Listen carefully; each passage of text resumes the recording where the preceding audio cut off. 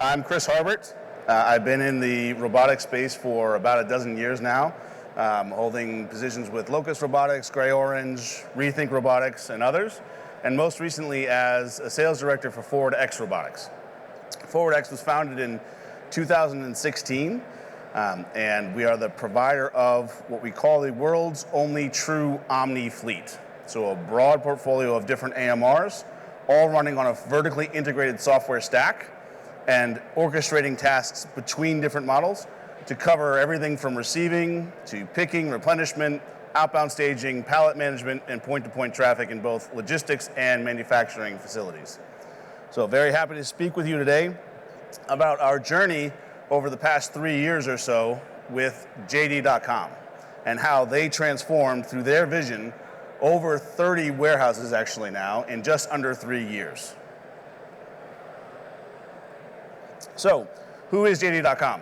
They're commonly referred to as China's Amazon. All right, they were founded in 1998 on a technological platform, and they've since established themselves as Asia's leading omnichannel and fulfillment platform. They actually provide same-day and next-day delivery to over 1 billion customers in a coverage area that's larger than the entire continental United States. And so even though we talk about them being sort of the Chinese version of Amazon, they actually have about 3 times the customer base that Amazon has today. Very dramatic.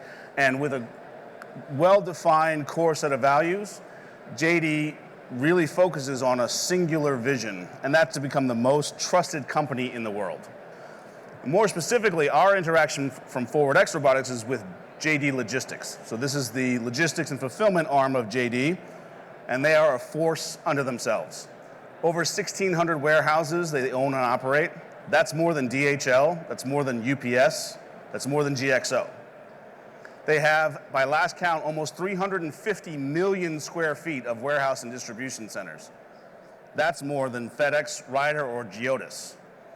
So this is a massive, massive organization. It requires a ton of effort and network optimization to make sure things run smoothly, especially when, like we said, you're delivering same-day and next-day deliveries to 1 billion people. Like any good organization, especially one at this size and scale, there are some challenges that come with running your day-to-day ship. And so some of the key challenges that really pushed JD a few years ago to start looking heavily into automation, among some other things. One is they're sort of self-induced. This is a self-induced challenge that they have, which is that they put customer service first. Customer service is extraordinarily important to JD. They put it at the top of their core values, and they are committed to having the best experience for all of their customers in every interaction they have. Interestingly, 90+% of all of JD's orders come through mobile, something which, given the changing nature of customer dynamics and customer expectations, is just another sign of how things have really evolved over the past decade, I would say. In order to provide that best-in-class experience, JDL manages and interacts with over 45,000 suppliers. Now, anyone who's been in the business will tell you this is a monstrosity of a number, right? Trying to keep all of that straight, handling not only your inventory requests and needs, but quality issues, and making sure that that end user experience is at the appropriate level is a monumental feat. And in order to do that, like many companies have done over the past several decades, they've utilized a lot of manpower. In fact, JDL itself, just the fulfillment arm within JD, has about 1 full-time employee for every 1,000 square feet of warehousing and distribution space. That's a lot of people to keep organized and aligned and focused not only on delivering the operational and productivity KPIs, but also staying aligned with the core values that the company was founded on.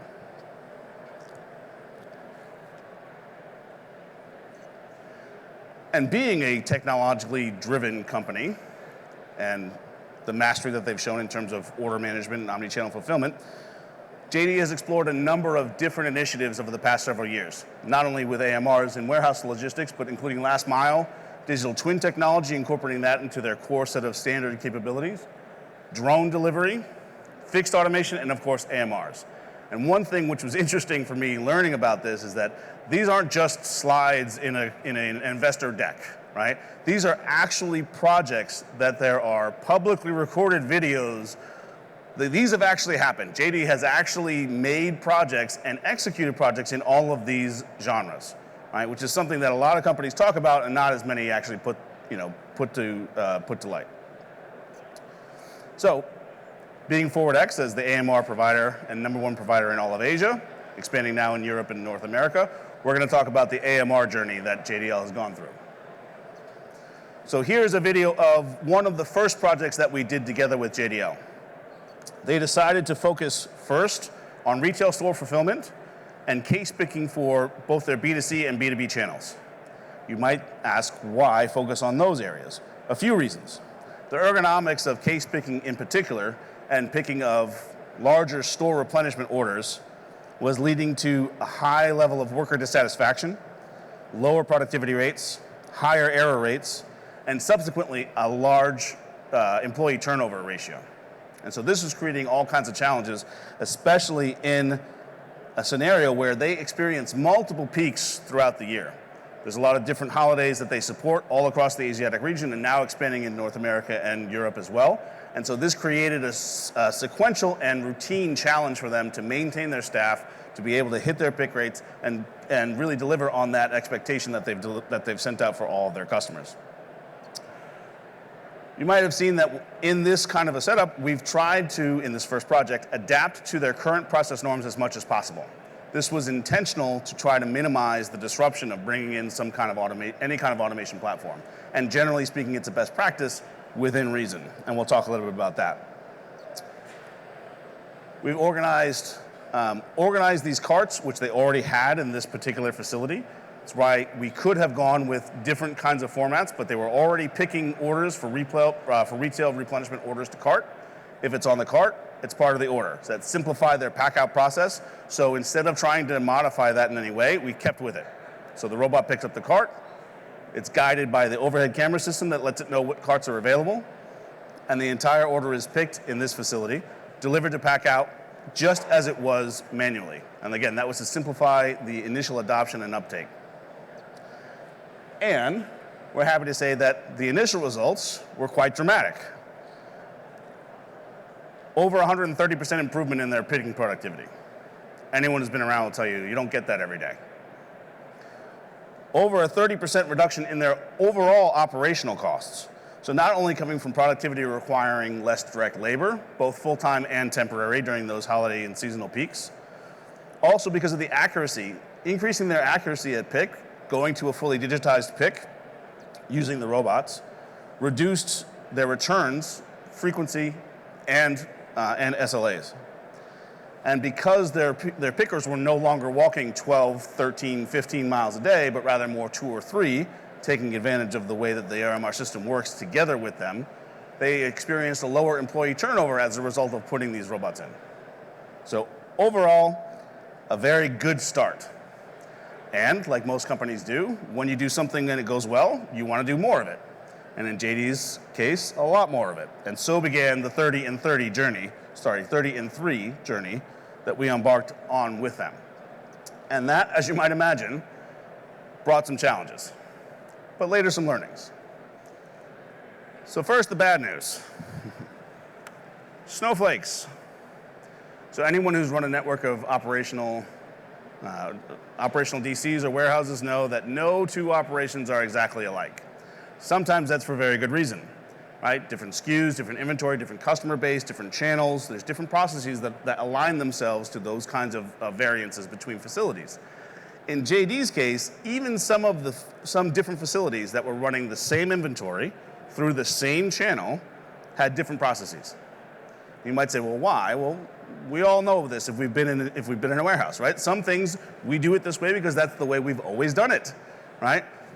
Jimmy was here 6 years ago and Jimmy liked to pick to these racks. And so Jimmy ordered 600 of these racks. We're not going to just replace them if we don't have to, right? And so managing the snowflake challenge was not insignificant for JDL. Now, one of the things that they managed to do, and this goes in line with actually the next slide about some of their learnings, but they managed to try to pick the operations where they could, without doing harm and too much disruption, standardize to the amount possible. And so it's nuanced, but if you see the image up here, right, you go from everything is a snowflake, everything is unique, everything that needs its own solutioning, needs its own design, to a handful of snowflakes, right, where there are some slight variances, but their tolerance is within the capability of the system that's being put in. And this is really important. You might not ever be able to standardize completely across your facilities because we're humans who run those facilities, and humans are not standardized. We are not standardized. We don't do things the same way every day, and certainly not in every situation, but you can manage it. And that's what JDL sought out to try and do. The next challenge, it would be really great if business just went like clockwork, right? Who remembers over the last 3 years what we've been dealing with? Pandemic, first and foremost, right? And what did that do to operational supply chains and fulfillment arms? It upended everything, right? And so there's not a fixed pattern of roads that you can just run through tried and true and just keep running on the treads. That doesn't exist anymore for almost everybody that I talk to. Instead, it's much more akin to something like the stock market, where it's going to be up one day, it's going to be down one day, and you need to adjust and be more agile than ever before if you're going to hit on not only your customer expectations, but also hit on your productivity KPIs and your profitability metrics, right? And so that's another learning that JDL had. Even if they had the same facility, two facilities that were operating in the same channel with the same inventory, one of those facilities, as an example, was experiencing a higher B2B volume than previous years. Another was experiencing more e-com volume, largely because of the geographies in which those facilities were located. And so even trying to apply the same process didn't make sense, and it just didn't make sense with the operational experience of those facilities. And the last one, again, anyone who's done projects in live operations, is you have to fix the plane or build the plane as you're flying it. You don't get to just say, well, I'll just shut down for 3 months, put all this in, and then turn it back on and everything will work like clockwork. Even if that were true, which, by the way, it never is, for anyone who's never been in the trenches, it doesn't work because you still have 1 billion people in JDL's case that you have to support day in and day out. And so how do you figure out a process to implement something that's going to improve things without breaking them so badly along the way that you crash the plane? And so out of a lot of work, a lot of discussions, and a lot of late nights, there were 3 core learnings that JDL really produced out of this effort. And going live in 30 warehouses with any kind of project, whether it's AMRs, whether it's new scanners, a new WMS, what have you, is a very large feat. It's a very fast pace. And so here were 3 key learnings that they identified for themselves. The first is never settle. You can always be looking to improve the process. With every implementation, even if you're putting the exact same operation to task, and you're just rolling it out is a misnomer. You can always learn something in each new iteration of the process. And importantly, keeping in mind that if you learn something anywhere along the way, it can help you positively impact everywhere. Right? So don't ignore, just because it's the 7th time that you've rolled this out to a new facility, there are learnings that you may be able to reap that can improve the lives of every operation that you're applying this to. The second was really, all right, how do we get good at this? Right? So this is sort of the antithesis to the snowflake challenge. Yes, we're going to have variances. Yes, we're going to have variability even in the same kinds of situations. How do we drill as much out of that as possible so we don't disrupt any more than we need to? And so with JDL, and ForwardX teams worked with JDL teams for a long time on this, they actually ended up developing such a robust SOP that they could go live in 7 days. Robots show up on Monday. By the next Monday, everything is up, ramped up, live, and running full production. That's a really big thing. If you know anybody who's deployed robots in their past, that is a really short runway. But this was the target goal that JDL realized. If they wanted to actually deploy automation and help their network of fulfillment centers on a large scale, they had to be able to do it in a week. And the last one, it says education here in pre-alignment. It's really about buy-in. And so the first several projects, they noted, even when they were able to get up and running by a week, they didn't realize the full benefits for several weeks thereafter.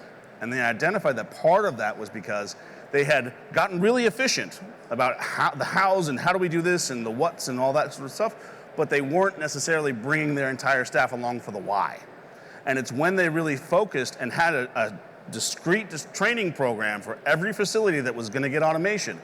2 months prior, they started to bring in their leads. They started to bring in their supervisors. They brought in their key personnel from the floor to explain, why are we doing this?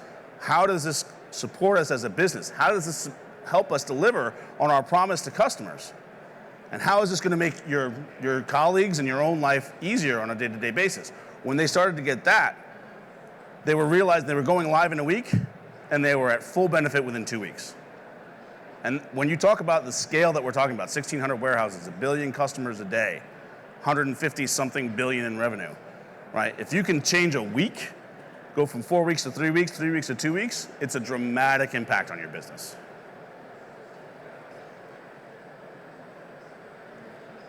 So what's next? Well, the future seems fairly bright for JD. They've recently been in the news expanding their network reach, including partnerships in both the EU and Europe, in North America. They've opened new facilities in both regions. They reported a 70% increase last Black Friday in terms of their number of orders processed. Anybody who's been in a warehouse, that's a big year-over-year change, 70% increase. In 2023, their revenue was up by almost 4%, but their profitability was up by almost 25%. Clearly, JD's doing something right. They're now also expanding their automation scale, not only with AMRs, they're looking at all those different pillars and channels that we talked about in the beginning, but within AMRs, they're expanding their automation scope to include not only case picking for B2B and B2C, but also each picking, pallet movement, cross-docking, replenishment, and more. So it seems by all accounts, JDL is just getting started. And with that, I'll happily take any questions that you might have.